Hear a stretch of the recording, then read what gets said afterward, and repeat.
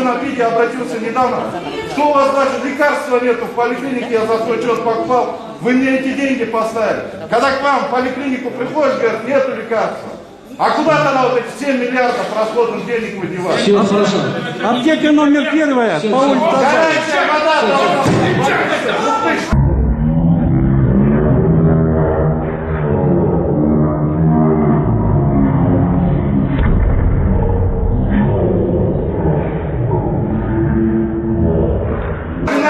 А ну давай, подеремся.